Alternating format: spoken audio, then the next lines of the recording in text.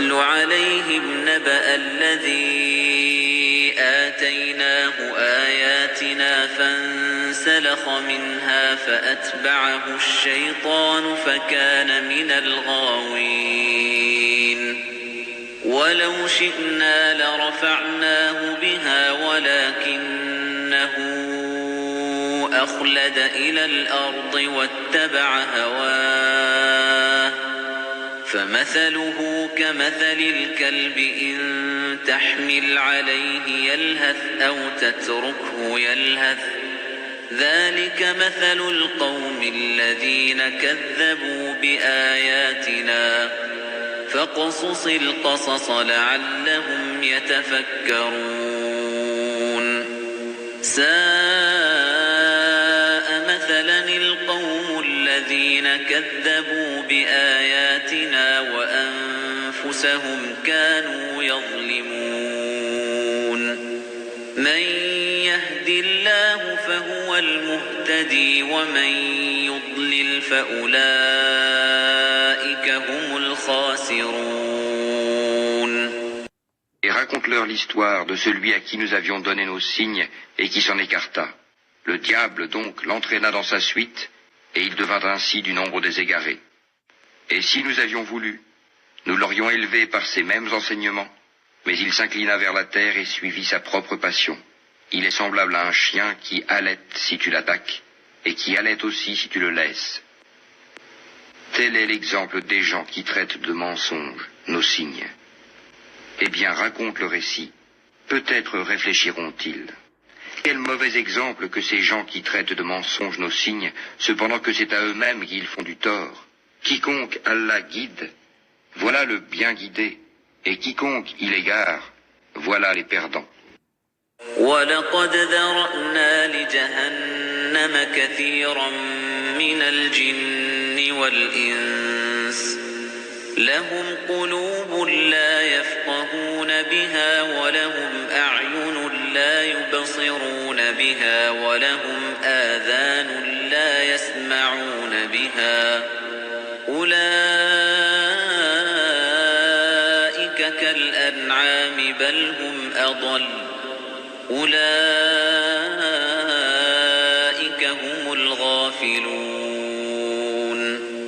ولله الأسماء الحسنى فدعوه بها وذروا الذين يلحدون في أسمائه سيجزون ما كانوا يعملون وممن خلقنا أمة يهدون بالحق وبه يعدلون والذين كذبوا بآياتنا سنستدرجهم من حيث لا يعلمون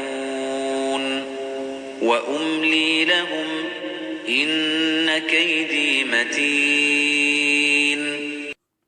Nous avons destiné beaucoup de djinns et d'hommes pour l'enfer. Ils ont des cœurs mais ne comprennent pas. Ils ont des yeux mais ne voient pas. Ils ont des oreilles mais n'entendent pas. Ceux-là sont comme les bestiaux, même plus égarés encore. Tels sont les insouciants. C'est à Allah qu'appartiennent les noms les plus beaux. Invoquez-le par ces noms, et laissez ceux qui profanent. Ces noms, ils seront rétribués pour ce qu'ils ont fait. Parmi ceux que nous avons créés, il y a une communauté qui guide les autres, selon la vérité, et par celle-ci exerce la justice. Ceux qui traitent de mensonges nos enseignements, nous allons les conduire graduellement vers leur perte par des voies qu'ils ignorent. Et je leur accorderai un délai, car mon stratagème est solide. Assalamu alaikum wa rahmatullahi wa barakatuh. Que la paix soit sur vous ainsi que la miséricorde et la bénédiction. Il y a un virus qui s'est nettement propagé à notre époque. Un virus très dangereux, subtil, un virus rampant dans les cœurs, dans les esprits et dans les âmes de beaucoup d'individus. Un virus qui ne se détecte pas avec des outils provenant de la médecine, ou avec du matériel, ou avec un scanner. C'est un virus qui se juge et qui se jauge et qui permet de diagnostiquer ceux qui sont malades via la révélation du Créateur, Allah subhanahu wa ta'ala, via le Coran et via la Sunna. En effet, il y a le scanner pour les corps, pour détecter des maladies, pour détecter les problèmes qu'un individu aurait de façon physique sur son corps, mais pour déceler ce virus, il faut passer le cœur, l'esprit, l'âme, le niveau de foi et de spiritualité de l'individu via le scanner de la révélation. Ce virus, mes frères et sœurs, est le virus de l'insouciance. Al-Ghafla en arabe. C'est un virus qui est très dangereux et qui, selon un des versets qui a été récité au début, mène au feu de l'enfer. Qu'Allah subhanahu wa ta'ala nous en préserve. En effet, le verset 179 de la sourate 7, Allah subhanahu wa ta'ala dit, traduction dans le sens, nous, Allah, avons destiné beaucoup de djinns et d'hommes pour l'enfer. Ils ont des cœurs, mais ne comprennent pas. Ils ont des yeux, mais ne voient pas. Ils ont des oreilles, mais n'entendent pas. Ceux-là sont comme les bestiaux, comme les animaux, même plus égarés encore. Tels sont les insouciants, al-Rafiloun. Mes frères et sœurs, nous sommes dans une époque de troubles, de tentations, de fin des temps. Une époque où, comme Rasulullah sallallahu alayhi wa sallam nous a annoncé que les pervers et les corrompus et les menteurs sont honorés, sont élevés dans les sociétés, et les gens honnêtes, droits, pieux sont rabaissés, où il y a une inversion des valeurs, ou surtout dans le monde occidental, où le croyant, pour pratiquer son dogme, doit se cacher. Il est presque dans une honte, dans une gêne, tant la pression et le combat contre la spiritualité est intense, mes frères et sœurs. Et à l'inverse, tant la débauche et la perversion et l'immoralité s'est propagée, eh bien les pervers, les corrompus, les pécheurs s'exposent finalement et exposent leurs péchés de façon fière. Dans les entreprises, quand les gens vont prendre leur pause pour aller fumer, ils s'exposent fièrement en train de fumer devant les entrées des immeubles ou des entreprises.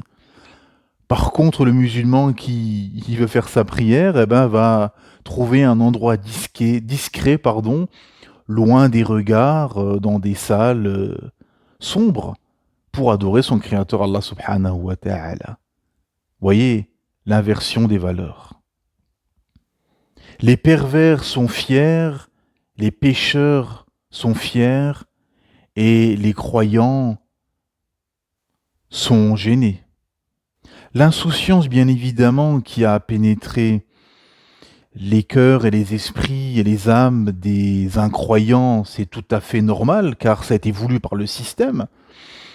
Le système a tout fait pour rendre les gens ignorants de la révélation du Créateur et les plonger dans l'insouciance. Et tout est fait, la machine politico-médiatico, cinématographico, télévisuelle, et même dans les écoles, tout, tout est fait à tous les niveaux de la société et des sociétés pour plonger les gens dans l'insouciance.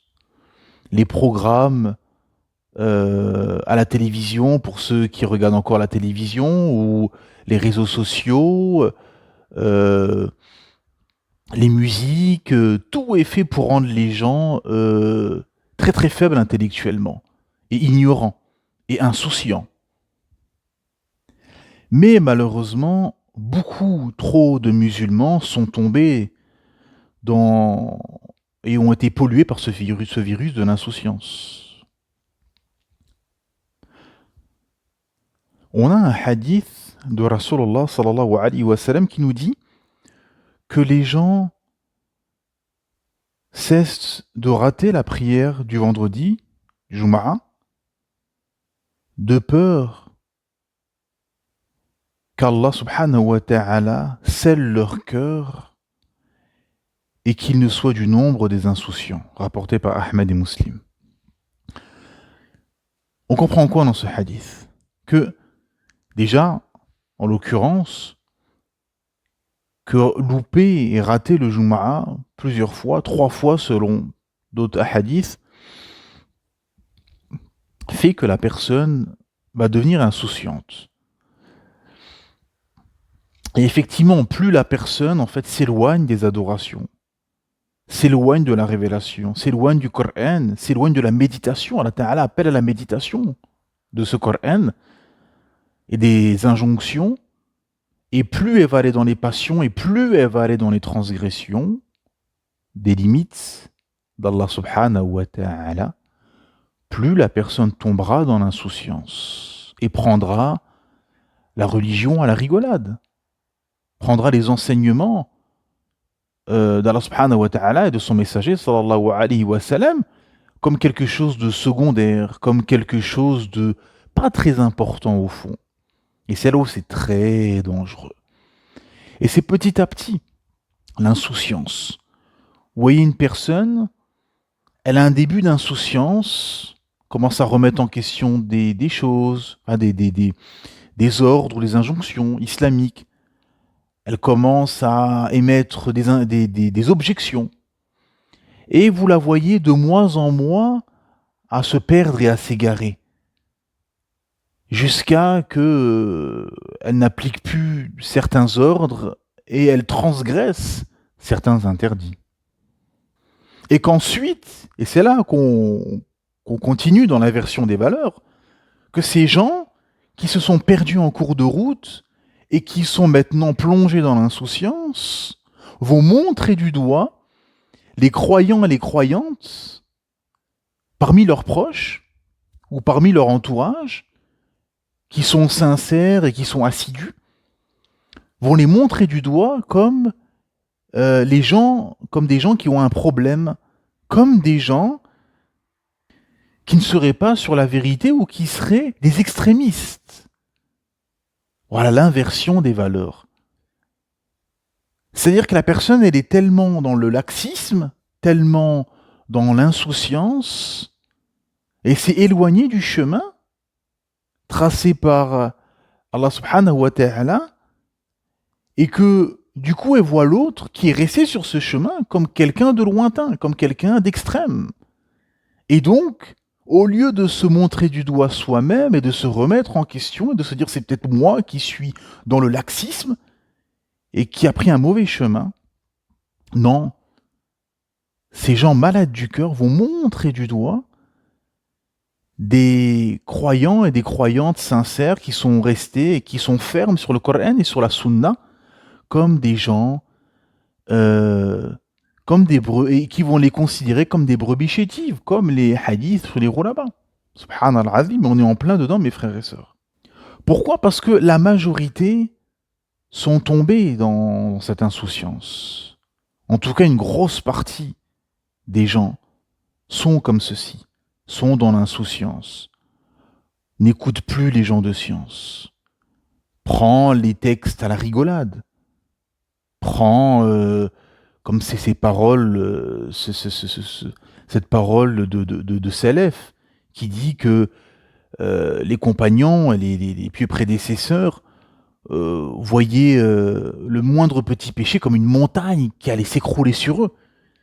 Et que viendra un temps où des gens verront leur péché comme un simple insecte qui serait sur l'épaule qui s'écarterait d'un coup de main. Parce que l'insouciance, c'est quelque chose, en fait, c'est comme un sable mouvant, en fait, où la personne, petit à petit, elle s'enfonce, elle ne réagit pas, elle s'enfonce, elle se laisse happer comme ça, par la société, par les médias, par le système, par l'entourage malade du cœur, euh, par le laxisme généralisé, etc., etc. Plein d'éléments, en fait, qui font que la personne va se laisser engluer comme ça dans l'insouciance. Une personne de science disait qu'il y a un verset où Allah subhanahu wa ta'ala dit au prophète Mohammed sallallahu alayhi wa sallam, tu ne peux pas faire entendre les gens qui sont dans les tombeaux, dans les tombes. Et il disait qu'il y a deux lectures. Il y a bien évidemment au sens propre, c'est-à-dire que les gens qui sont morts, qui sont dans leur tombe, tu ne peux pas les faire entendre, car ils sont dans l'autre monde, dans le monde des tombes. Et la deuxième lecture, c'est qu'il y a des gens vivants, en apparence, mais qui sont dans les tombes de leur passion. Lui, c'est les casinos, les jeux d'argent. Lui, c'est l'argent. Lui, c'est l'alcool.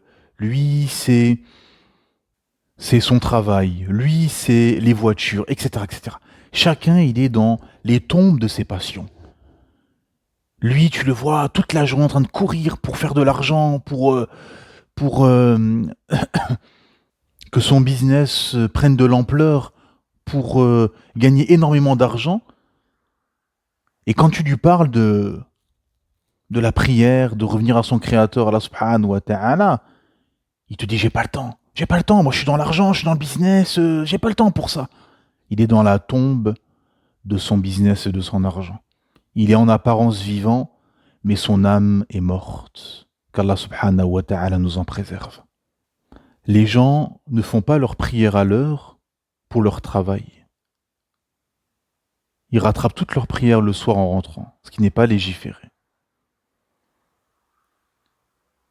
Pourquoi ? Parce qu'ils n'ont pas compris le sens de la prière.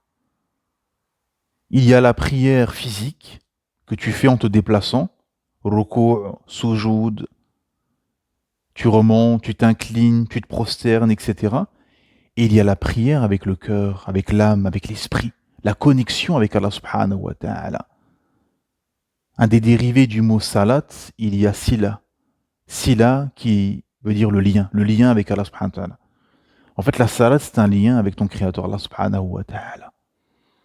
Si tu n'as pas compris ce lien, eh ben, tu ne feras pas ta prière à l'heure et tu vas la délaisser, tu vas reprendre la prière, tu vas arrêter la prière, tu vas reprendre la prière et tu vas la négliger. Parce que tu n'as pas compris le lien. Tu n'as pas compris que cette prière, en fait, c'est un moyen magistral de lien avec ton créateur, Allah subhanahu wa ta'ala. Et que Rasulullah sallallahu alayhi wa sallam a dû faire ce qu'on appelle l'Isra wal Mi'raj, l'ascension nocturne. Il a dû monter tous les cieux pour aller jusqu'au dernier ciel chez Allah subhanahu wa ta'ala pour avoir l'ordre de la prière. Allahu Akbar. Et tant que tu ne comprendras pas l'importance de la prière, eh ben tu vas la négliger. Et c'est ça ce qui se passe, mes frères et sœurs. Beaucoup négligent leur prière, ne font pas leur prière à l'heure, ne cherchent pas une activité professionnelle qui leur permettra d'accomplir leur prière à l'heure. Comme disait un imam, vous avez des gens, ça fait 10 ans qu'ils font pas leur Jumu'ah. 10 ans. Et ils continuent ce travail qui leur empêche de faire leur Jumu'ah. Ils ne se réveillent pas.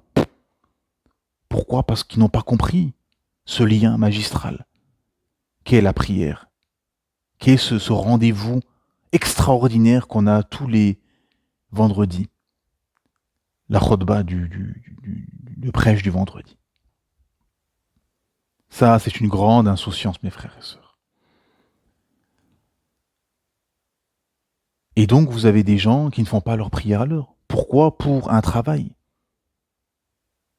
pour un salaire, alors qu'Allah subhanahu wa ta'ala t'a promis ton rizq, ta subsistance.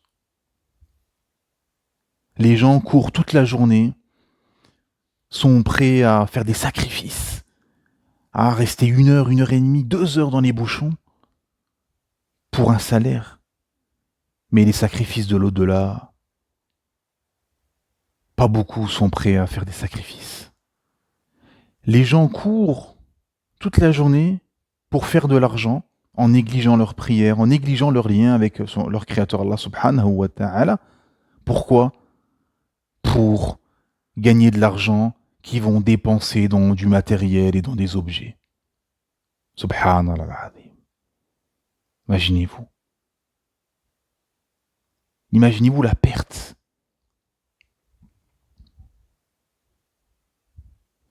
Allah subhanahu wa ta'ala nous a donné un planning sur une journée. Nous a donné un planning et nous a donné le programme de la journée. Il y a la prière du Fajr, l'aube, au matin, il faut que tu te réveilles. Le matin, il faut se réveiller, il ne faut pas dormir à l'aube. Il faut se réveiller pour adorer ton Créateur Allah subhanahu wa ta'ala. Tout le monde se lève à l'aube. Il n'y a pas un animal qui dort. Le coq, le chat, l'éléphant, la girafe, le lion, les chiens, tout ce que vous voulez, tous les animaux à l'aube sont debout. Subhanallah. Vers 13h, midi, 13, 14h, ça dépend de l'été et de l'hiver, il y a le dohor. Allah subhanahu wa ta'ala t'ordonne de prier à ce moment-là, pause, tu vas recharger les batteries. L'après-midi, il y a la prière de l'Asr, du temps. Et c'est une prière qui est extraordinaire. Vous savez pourquoi? Parce que la prière de l'après-midi, les gens sont occupés, sont dans l'insouciance, justement. Sont à l'école, au travail, au marché, dans les magasins, en promenade, etc., etc. Et Allah subhanahu wa ta'ala, au milieu de tout ça, il te dit, prie, adore-moi, souviens-toi de moi. Pendant que les gens sont dans l'insouciance, sont dans les magasins, sont à l'école, au travail, sont là, etc. Toi, délecte-toi. Sors de ton école, de ton travail, prends une pause de ton activité. Trouve un endroit, trouve un moyen, cherche. Élève-toi. Sors de ces activités mondaines. Sors et va te recueillir avec ton Créateur. Allah subhanahu wa ta'ala. Adore Allah subhanahu wa ta'ala. Prie ton Créateur, prie ton Seigneur. Allah azza wa jal. Prière très importante. Ensuite, il y a la prière du coucher du soleil. Et ensuite, la prière de nuit. Et donc, ces 5 prières, ces 5 rendez-vous avec le Créateur Allah subhanahu wa ta'ala qui sont tous les jours, sont 5 rendez-vous extraordinaires que beaucoup malheureusement ont négligé. En la négligeant, même en la faisant à l'heure, ils sont distraits, ils pensent à la dunya. Leur physique est là, mais leur cœur et leur âme n'est pas là. Après, il y a ceux qui ne la font pas à l'heure. Alors là, on tombe dans un degré d'insouciance encore plus énorme. Et il y a ceux qui ne la font pas du tout. Oh, et là, c'est grand danger. Très grand danger. Ma salakakum fi saqar. قالوا لم نك من المصلين. Qu'est-ce qui vous a acheminé à Saqar, au feu de l'enfer? Ils diront, nous n'étions pas de ceux qui faisaient la salat. Versets 42 et 43 de la sourate 74. Des gens en enfer, quand les anges vont les interroger en leur demandant qu'est-ce qui vous a ramené en enfer, ils diront nous n'étions pas de ceux qui faisaient la salat. La hawla wa la quwwata illa billah. Et c'est pas fini. Les versets d'après. Et nous ne nourrissions pas le pauvre et nous nous associons à ceux qui tenaient des conversations futiles. Et nous traitions de mensonges la rétribution. Donc il ne faisait pas la salade, il nourrissait pas le pauvre, il traitait de mensonges la rétribution et il tenait des conversations futiles. Et combien aujourd'hui qui se réclament de l'islam ne font pas leur prière à l'heure ou ne font pas leur prière du tout et tiennent des conversations, des discussions futiles. Oh, regardez la précision et la profondeur du Coran.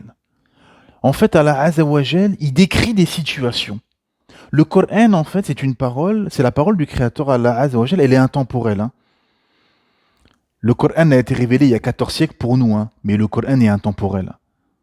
C'est-à-dire que l'humain d'aujourd'hui, l'humain d'il y a 1000 ans, l'humain d'il y a 2000 ans, l'humain dans 4000 ans, ce que vous voulez, sera le même. Parce que l'humain a été créé avec des prédispositions, avec une saine nature qui est unique pour tout humain. Et Allah Azza wa Jal, en fait, décrit l'humain de façon parfaite et intemporelle. Vous pouvez faire ce que vous voulez, vous pouvez tricher, vous pouvez vous mentir à vous-même. Mais quand les gens lisent les versets du Coran, bah au fond d'eux, en fait, ils savent que ça parle de eux. Donc c'est pour ça, quand on dit à des gens « Pourquoi tu fais pas tes prières à l'heure ?» « Ah oui, mais en fait, si, oui, mais... » Non, non, non.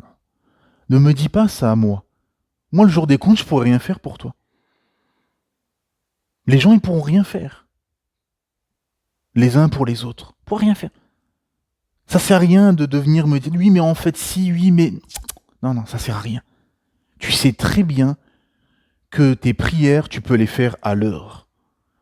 En cherchant une solution, parce que vous savez, il y a une parole qu'on dit qui est pertinente, qui dit que quand on veut, on trouve des solutions, quand on ne veut pas, on trouve des excuses. Quand on veut quelque chose, on va chercher des solutions. Mais quand on ne veut pas quelque chose, on va chercher des excuses. C'est ça la réalité. Quand on veut faire ses prières à l'heure, on les fait, coûte que coûte.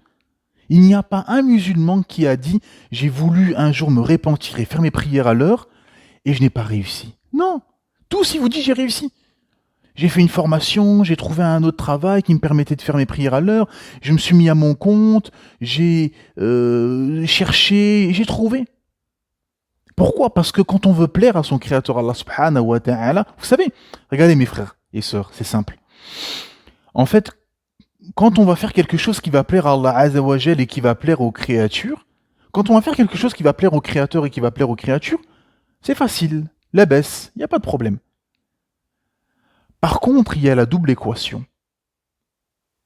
La double équation de quoi ? De faire quelque chose qui va plaire aux créateurs et qui va déplaire aux créatures. Et l'inverse, faire quelque chose qui va plaire aux créatures et qui va déplaire aux créateurs. Ah, et c'est là que le match commence. C'est là qu'Allah subhanahu wa ta'ala t'attend au tournant, entre guillemets.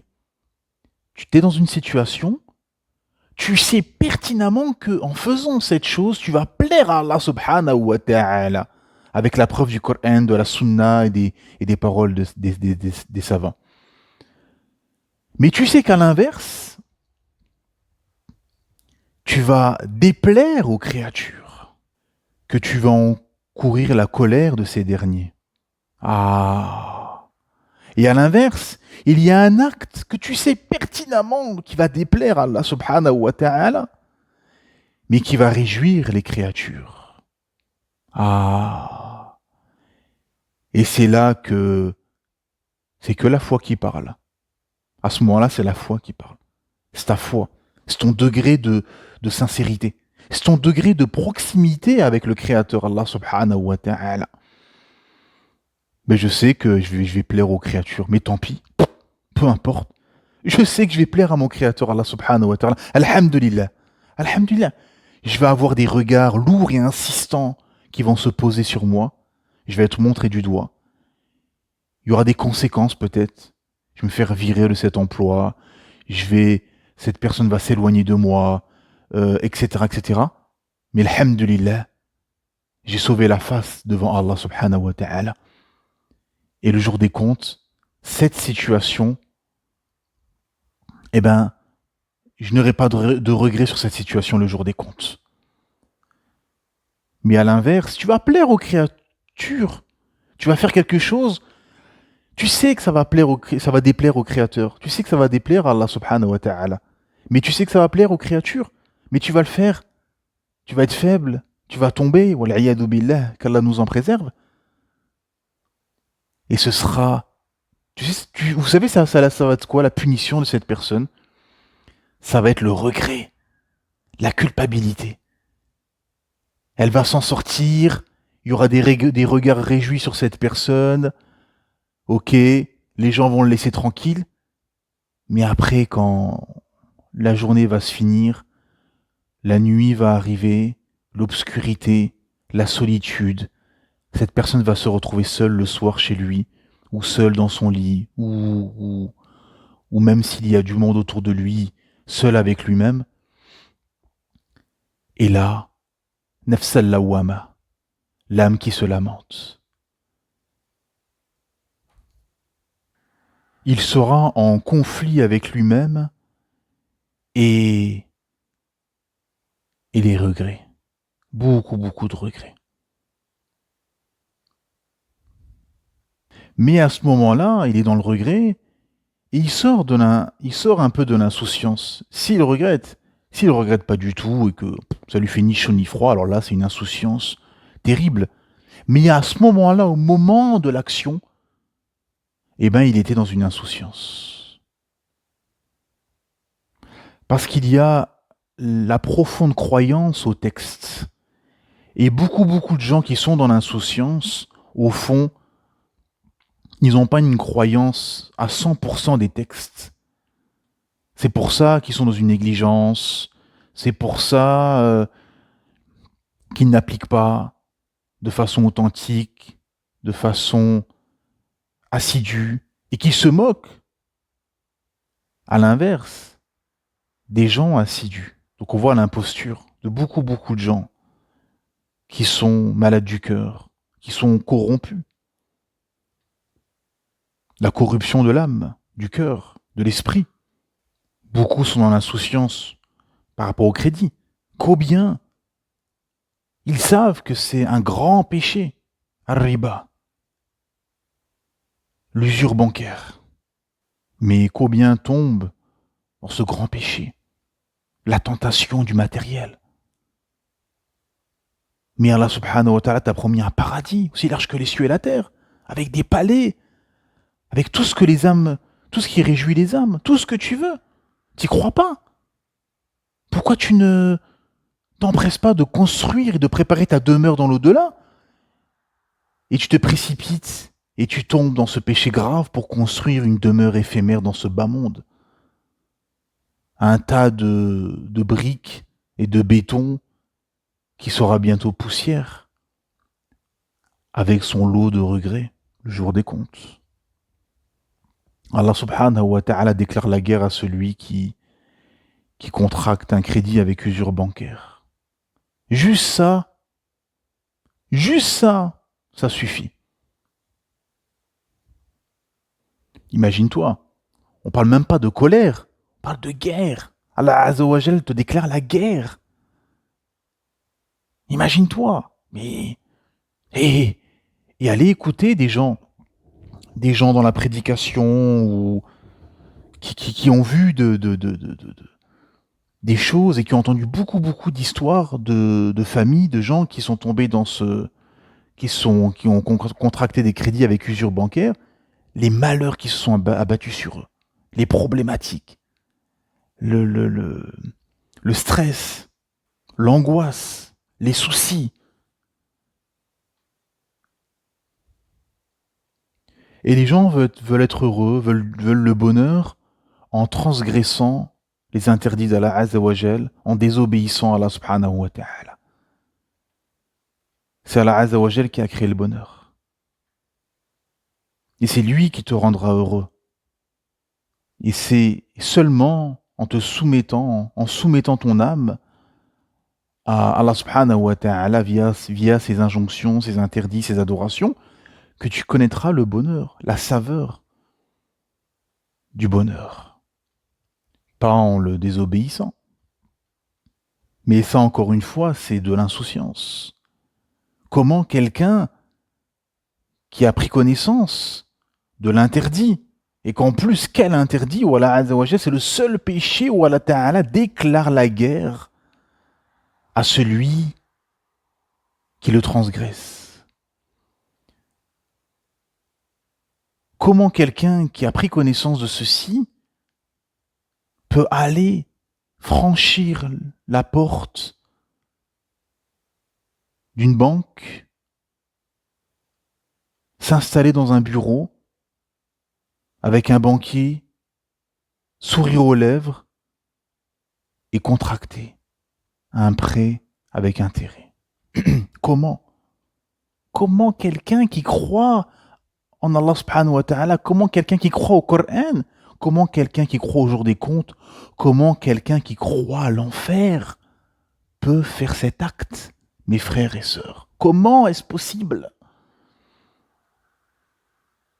Maladie du cœur, profonde insouciance, les mots MAUX en profondeur sont nombreux, mes frères et sœurs.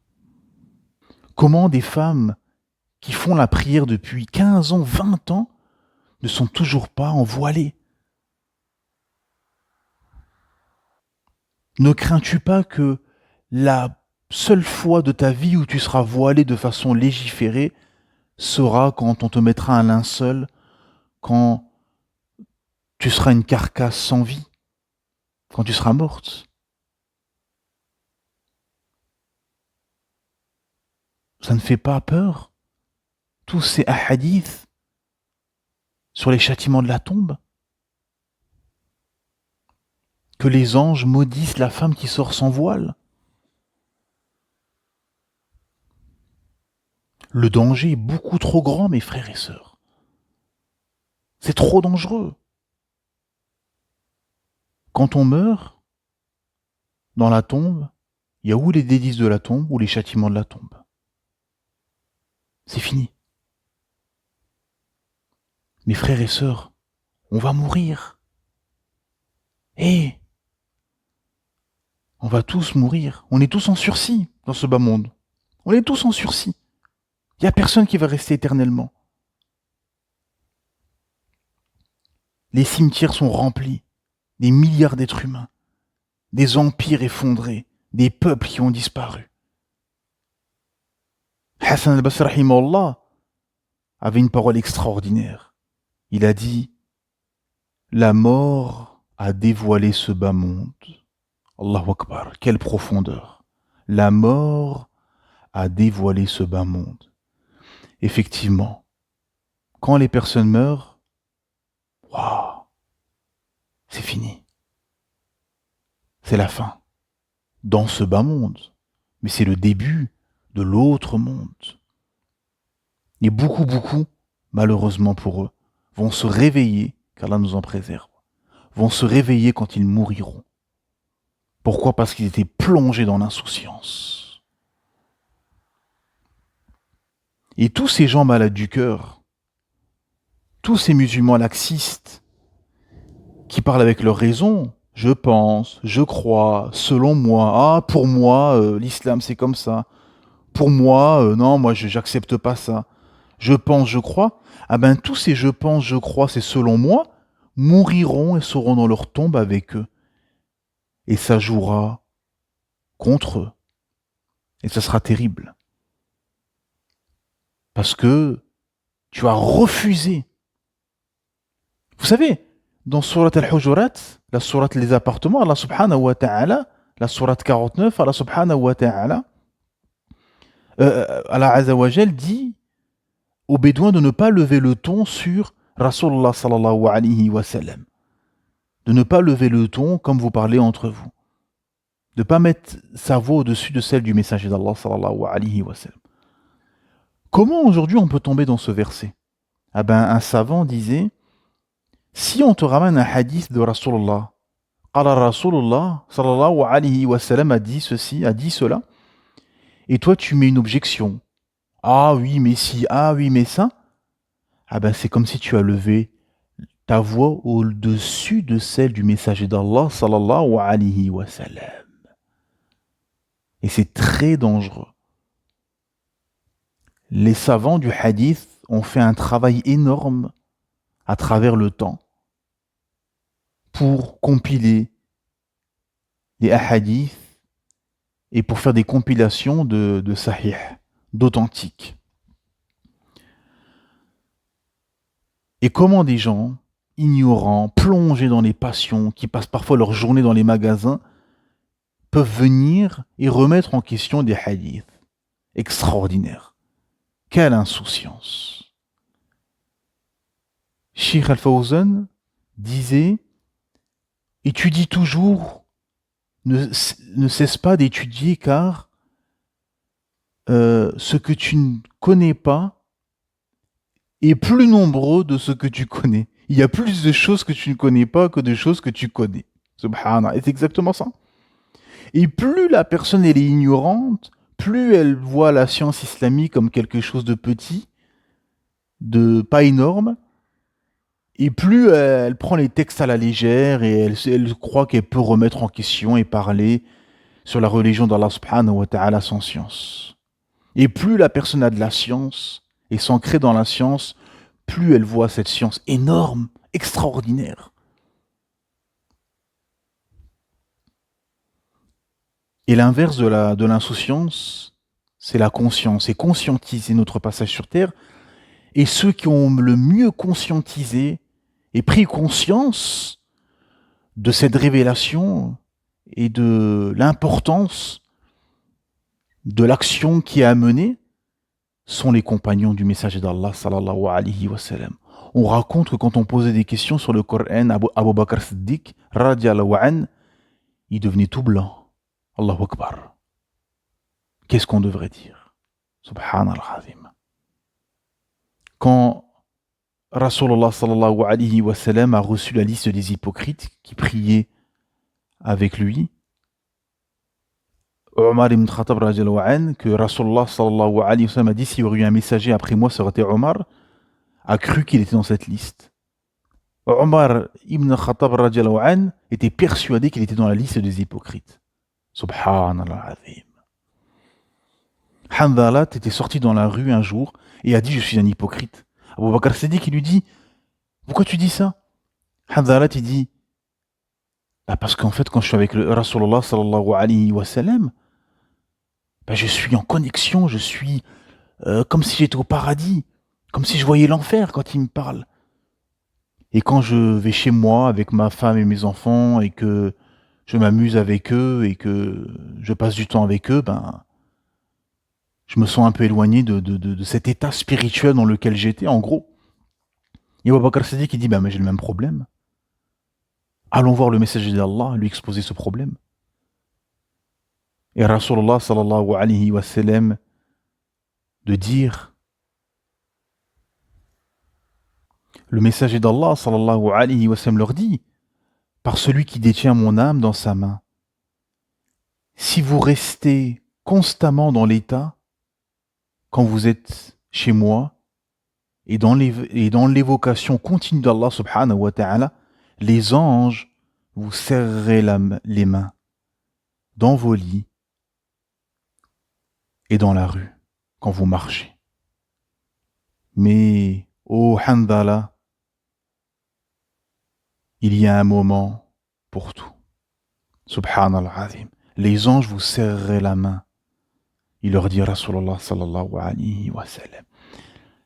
Mais regardez l'état de conscience de ces gens qui ont compris le message, qui ont compris la profondeur du message, l'esprit du message. C'est pas donné à n'importe qui, mes frères et sœurs. Et plus on va pas comprendre ce message, et on va trouver ça lourd, et on va trouver ça comme un héritage dérangeant, etc., comme tous ces musulmans culturels, et ben plus l'insouciance va pénétrer et va être un virus qui va prendre l'esprit, l'âme, le cœur et le projet de vie de cette personne. Et plus la personne va conscientiser son passage sur Terre et va comprendre qu'il est en mission. Parce que nous sommes en mission, mes frères et sœurs, et bien plus la personne va s'éloigner de l'insouciance. Car en effet, il faut rester ferme, mes frères et sœurs. Rester ferme sur le Coran et sur la Sunna. Rester concentré. Tout le temps. Tout le temps. Ne rien laisser en suspens. Être sur ses gardes. Tout le temps. Du matin au soir. La nuit, le soir. Peu importe l'endroit. Toujours être sur ses gardes. Toujours sentir le regard d'Allah subhanahu wa ta'ala sur nous. Toujours sentir que le Créateur est plus proche de nous que notre veine jugulaire, comme c'est cité dans la sourate 50. Car dans ce bas monde, nous ne sommes pas là pour nous complaire et pour nous appesantir. Non, ça c'est le système occidental, le système matérialiste, athée, anti-spirituel, qui a propagé ces idées fausses qui font perdre du temps à beaucoup de musulmans.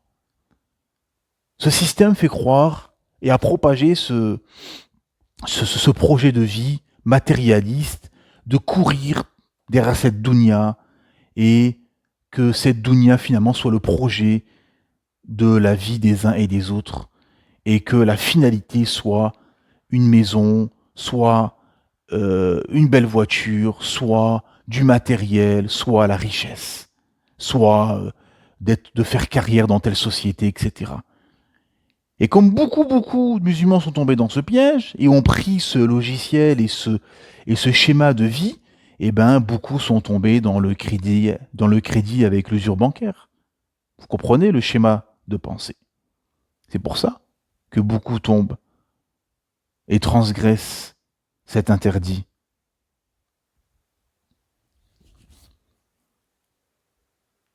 Et pareil pour le féminisme. Pourquoi beaucoup de sœurs sont tombées dans ce piège et beaucoup ne veulent pas la position qu'est la femme en islam et que ça les dérange. Pourquoi ? Parce qu'elles ont été fabriquées par les séries, par le cinéma, par les films, et par ce système occidental qui leur a dit non, te marie pas tôt, reste pas à la maison, ne fais pas d'enfants, tout le contraire du Coran de la Sunna. Où la femme doit se préserver, se marier le plus tôt possible, rester à la maison, obéir à son mari, dans le bien, et faire beaucoup d'enfants, comme ça a été rapporté dans un hadith de Rasulullah sallallahu alayhi wa sallam, faites beaucoup d'enfants. Bien évidemment, dans un endroit prospère et spirituel, hein, on se comprend. Et malheureusement, on a beaucoup de sœurs qui se sont fait piéger, qui se sont fait avoir. C'est pour ça qu'on a de nombreux divorces. C'est pour ça qu'on a de nombreuses sœurs et frères qui sont seuls, chacun dans leur coin, parce qu'ils se sont fait piéger par ce système féministe qui a opposé l'homme et la femme et qui a détruit la famille traditionnelle. C'est ça la réalité, mes frères et sœurs. C'est un système corrompu, satanique, qui a tout fait pour diviser les familles, pour mettre la fitna entre les hommes et les femmes, qui a tout fait pour détruire la famille et finalement la société. Dans Surat al-Baqarah, quand Allah subhanahu wa ta'ala nous parle des diables qui mènent la désunion, les fameux versets sur la sorcellerie, la première chose c'est quoi ? C'est la désunion. La première chose que font les diables, c'est désunir l'homme et la femme. Pourquoi ? Parce que quand tu disloques une famille, c'est la société qui se disloque derrière. Pour détruire une société, tu détruis les familles. Et c'est ce qui se passe. Et beaucoup sont seuls, beaucoup de divorces, beaucoup de femmes seules avec des enfants, ou d'hommes seuls avec des enfants, ou en garde alternée. avec tous les mots MAUX et tous les traumas d'enfance qu'auront ces enfants derrière, tous les dégâts collatéraux. Et ça, les gens ne réfléchissent pas, les gens se jettent dans leur passion, leur plaisir, leur désir, et changent de partenaire comme on change de vêtements. Pourquoi? Pour chercher un rêve utopique qui a été fabriqué et monté de toutes pièces dans les séries, dans les films, et maintenant avec les influenceuses. Et les coachs du diable qui leur font croire poussent au divorce et qui poussent aux abîmes de nombreuses familles.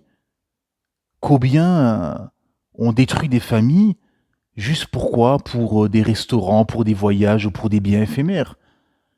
Regardez l'absurdité de tous ces drames. Des familles détruites, pourquoi? Pour être seules et pour se faire des restaurants et des week-ends avec des copines.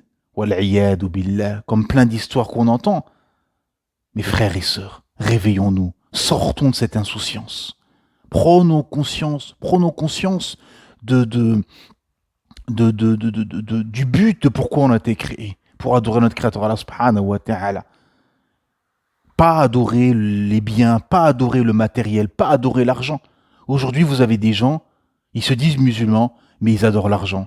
Ils adorent le matériel, ils adorent les restaurants, ils adorent les voyages, ils adorent autre. La centrale de leur vie, c'est ça. C'est le matériel, c'est les plaisirs, c'est les désirs, c'est les passions. Wal'iyadu billah. Réveillons-nous, mes frères et sœurs. Prenons conscience de pourquoi nous avons été créés, le but de pourquoi nous existons. On a une mission. On n'est pas là pour s'amuser, pour courir derrière des biens éphémères qu'on jettera par la suite. Non. Notre mission, c'est d'adorer notre Créateur Allah subhanahu wa ta'ala, de se hâter dans les bonnes œuvres et les bonnes actions pour se préparer. Le jour des comptes qui va durer 50 000 ans, mes frères et sœurs. 50 000 ans. Imaginez-vous, mes frères et sœurs. Et c'est fini. C'est fini. C'est pour ça que j'aime bien prendre cet exemple. Imaginez-vous, on vous ramène dans un magasin avec le matériel qu'il y a, électronique, la nourriture, tout ce qu'il y a. Et on vous donne un caddie, 2 caddies, 3 caddies. On vous dit prenez ce que vous voulez et vous ne savez pas combien de temps vous allez rester. 10 minutes, 1 heure, 1 semaine, 1 an. Vous ne savez pas. Mais est-ce que vous allez comme les versets que j'ai cités tout à l'heure de la sourate Mudaththir, est-ce que vous allez vous complaire dans des discussions futiles? Est-ce que vous allez regarder des films et des séries? Non, vous n'avez pas le temps. Moi, j'ai pas le temps. Je sais pas, je vais rester là combien de temps? Il faut que je remplisse mon caddie de matériel. Bah, c'est exactement pareil. On est dans ce bas monde, en fait. On ne sait pas dans combien de temps on va rester. Et il faut absolument qu'on remplisse notre compte de hasanat et éviter le plus possible des sayyat, des mauvaises œuvres, et remplir le plus possible de bonnes œuvres. C'est ça la réalité. Le prophète Mohammed sallallahu alayhi wa sallam dit: si la femme prie ses 5 prières, jeûne son mois du Ramadan, préserve son sexe, si ce n'est avec son époux bien évidemment, et obéit à son mari, alors il lui sera dit: rentre dans le paradis par la porte que tu veux, choisis la porte que tu veux. Allahu Akbar. La femme rentrera au paradis par n'importe quelle porte si elle fait ses 5 prières, jeûne son mois du Ramadan, préserve son sexe, de tout rapport, si ce n'est bien évidemment avec son mari, et obéit à son mari. Elle rentrera au paradis par n'importe quelle porte. Allahu Akbar. Imaginez-vous, c'est incroyable. Une femme, elle entend ce hadith, mais il n'y a pas à calculer. Fonce, ma sœur. Fais ce que le prophète Mohammed sallallahu alayhi wa sallam dit dans ce hadith. Applique-le par n'importe quelle porte. Mais vous vous rendez compte du degré d'insouciance qu'il faut pour négliger ce hadith, et à l'inverse du degré de conscience qu'il faut pour appliquer ce hadith à la lettre. Allahu Akbar. Mes frères et sœurs, où on en est par rapport à tous ces versets, tous ces hadiths? Est-ce qu'on a pris conscience de tout ça? Est-ce qu'on s'est réveillé? En effet, nous sommes en mission. Nous sommes en mission dans ce bas monde et il faut agir en conséquence, se préparer, s'organiser, construire sa vie autour du din, mettre sa religion, sa croyance et son lien avec son créateur Allah subhanahu wa ta'ala au centre de sa vie et le reste autour. Pas le contraire, comme malheureusement beaucoup ont fait. Tous ces gens qui sont dans l'insouciance, ils ont fait ça. Ils ont mis la dunya au centre, ils ont mis le matériel, ils ont mis leur passion au centre, et le din, la religion, ils l'ont mis en troisième, en quatrième, en cinquième. Quelque chose, voilà, de pas très important dans leur vie. Voilà, et là on voit l'insouciance des gens. C'est terrible, terrible. C'est un virus. C'est un virus qui se propage dans le cœur, dans l'esprit, dans l'âme, et qui se concrétise dans les actes, qui est terrible, mes frères et sœurs. Qu'Allah subhanahu wa ta'ala nous préserve de ce virus. C'est comme ce qui se passe en Palestine, le génocide qu'il y a en cours et qu'Allah subhanahu wa ta'ala soulage nos frères et nos sœurs. Vous savez, ça fait... En fait, il faut être... dans la vie, vous savez, il faut être franc. Il ne faut pas se mentir.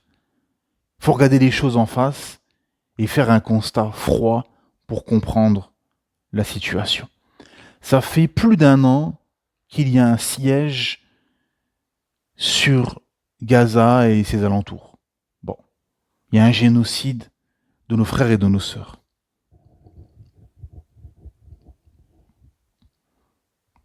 Est-ce que ça a changé la vie des gens, de la masse des gens? Est-ce que les gens se sont repentis en masse de leur désobéissance? Est-ce que ceux qui vendaient de l'alcool dans leur commerce, qui se disent musulmans, ont arrêté de vendre de l'alcool? Est-ce que ceux qui se dévoilent et sont pas voilés ont mis le hijab? Est-ce que ceux qui faisaient pas leur prière à l'heure font leur prière à l'heure? Est-ce que ceux qui ne faisaient pas leur prière du tout font leur prière? Est-ce que ceux qui font des mariages avec de la mixité, de la musique, etc., se sont repentis de ça? Est-ce que dans le monde musulman, dans les endroits où vous avez des soirées avec de la musique et de l'alcool, ça s'est arrêté? Est-ce que les mariages avec de la mixité, de la musique, se sont arrêtés? Est-ce que les gens qui forniquent ont arrêté de forniquer? Est-ce que les gens qui commettent des péchés, qui détruisent des sociétés, finalement, ont arrêté ceci? Est-ce que les gens qui divorcent pour un oui, pour un non à la légère, ont arrêté ceci? Est-ce que l'insouciance généralisée s'est estompée ou s'est propagée au contraire? Et chacun connaît la réponse, mes frères et sœurs. C'est ça la réalité. C'est qu'en fait, tous ces événements, comme là dernièrement les inondations qu'il y a eu en Espagne, le tremblement de terre qu'il y a eu au Maroc, le séisme qu'il y a eu avec plus de 50 000 morts dans le sud de la Turquie et le nord de la Syrie, les inondations, les tremblements de terre qu'il y a à gauche et à droite. Est-ce que les gens sont réveillés, sont repentis? Bien sûr, il y en a. Bien évidemment, alhamdoulilah. Il y a des gens éveillés, des gens qui se sont réveillés, qui ont compris, et qui sont repentis, alhamdoulilah. Mais beaucoup en masse. Non, pas du tout. On continue leur vie d'insouciance, de désobéissance. Wal'iyadu billah. Et à l'inverse, et c'est là où il faut faire très attention, où la ruse du diable, elle est subtile, c'est que pour les esprits pas éveillés, bien évidemment, c'est que beaucoup, finalement, ont pris l'étendard palestinien comme un étendard, finalement, se sont appropriés cet étendard, finalement, au profit, finalement, d'un étendard musulman islamique, l'étendard du tawhid, de l'unification divine, et ont pris comme projet, finalement, le conflit, le génocide, plutôt, en Palestine. Alors que, non, faut pas se tromper de combat. faut bien comprendre et être conscient que l'étendard, notre étendard qui est dans notre cœur et dans notre esprit, c'est l'étendard du tawhid, de l'unification divine. Pas un drapeau avec plusieurs couleurs. Faut comprendre ceci. Et que notre projet, mes frères et sœurs, notre principal projet et combat, c'est la propagation de la lumière islamique, d'être des porteurs de lumière, comme ont été les salaf salih. Propager cette lumière islamique. Et éduquer les gens sur le Coran et sur la Sunna. Faire ce qu'on appelle la tasfiya wa tarbiya, l'éducation, la purification. Pour réveiller les gens, pour conscientiser les masses. Pourquoi ? Pour sortir les gens de cet état de colonisation intellectuelle, cette colonisation morale, de sortir de ceci. Puis ensuite, on pourra se libérer de la colonisation extérieure. Pour, bien évidemment, arriver à la finalité d'un empire musulman sans frontières et sans État-nation folklorique. D'un empire musulman. Avec une force politique, une force intellectuelle, une force spirituelle, une force militaire. Pour être costaud dans cet échiquier mondial. Et ensuite sortir des guerres injustes et de ces génocides et de tous ces maux MAUX qui touchent le monde musulman. C'est ça le programme. Et pas l'inverse. Pas ne pas changer, être dans une déresponsabilisation collective, hein, de pas conscientiser tout ceci, de se dire que c'est lui qui doit changer les choses, c'est le dirigeant, c'est lui, et personne ne se dit non, c'est moi. Non, c'est collectif que ça changera. C'est par le bas que ça changera, pas par le haut, non. Allah Ta'ala ne change pas l'état d'un peuple tant que les individus qui composent cette société ne changent pas ce qui est en eux-mêmes. Allah Ta'ala, quand il parle des Bani Israël, dans la sourate 24, dans la sourate 32, au verset 24, Allah Azza wa Jal dit « Et nous, Allah, avons désigné parmi eux des dirigeants qui guidaient les gens par notre ordre aussi longtemps qu'ils enduraient et croyaient fermement en nos versets. » Allahu Akbar. Subhan al-Azim. Nous avons désigné parmi eux des dirigeants qui guidaient les gens par notre ordre, bien évidemment, aussi longtemps qu'ils enduraient et croyaient fermement en nos versets. Allahu Akbar. Si tu veux un dirigeant juste et droit, tiens fermement, endure et tiens fermement et crois fermement au verset d'Allah subhanahu wa ta'ala. Et ça, on ne veut pas comprendre. On ne veut pas accepter ceci. On croit qu'on va changer les choses en allant crier dans la rue, Israël assassin, Free Palestine, en arborant ce drapeau, partout, et c'est comme ça que les choses vont changer. Non, c'est pas comme ça que les choses changent. Les choses changent si les individus changent. Une libération, une révolution individuelle avant une collective. Voilà, mes frères et sœurs.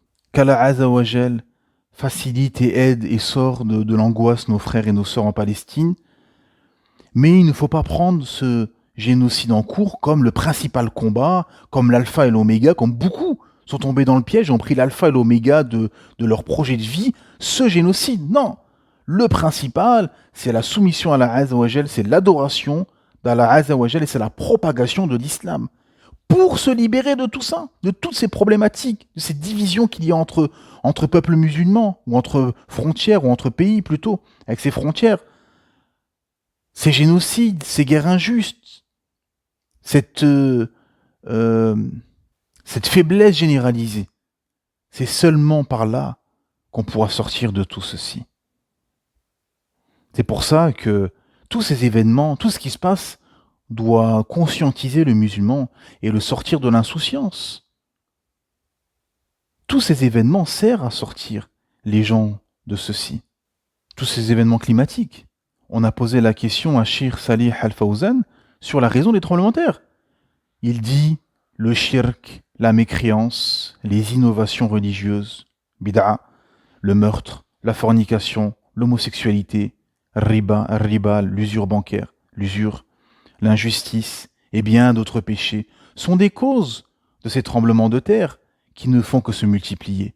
Ils nient que les péchés soient à l'origine des catastrophes qu'ils nomment naturelles, entre guillemets, car ils veulent s'enlever le sentiment de culpabilité devant Allah, le Créateur.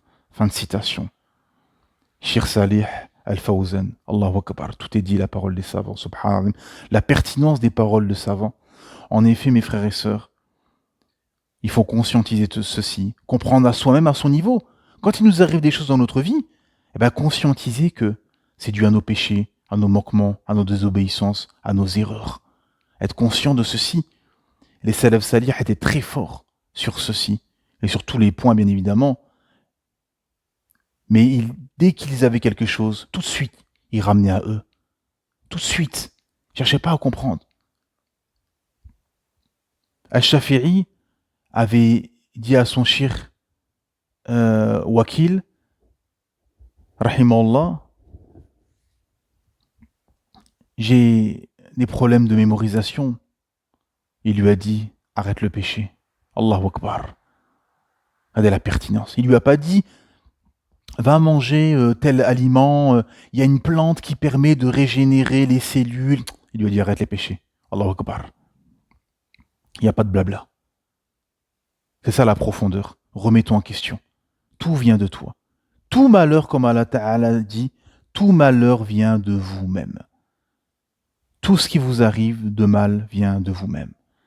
Donc la réalité, elle est là, mes frères et sœurs. Prendre conscience de tout ceci, se réveiller, s'éloigner de l'insouciance et comprendre que tout ce qui se passe, toutes les problématiques sont dues à nos péchés, à nos désobéissances et qu'il faut se repentir déjà pour soi-même et pour que la Ummah sort et se relève, que la Ummah se relève et redevienne ce qu'elle a été.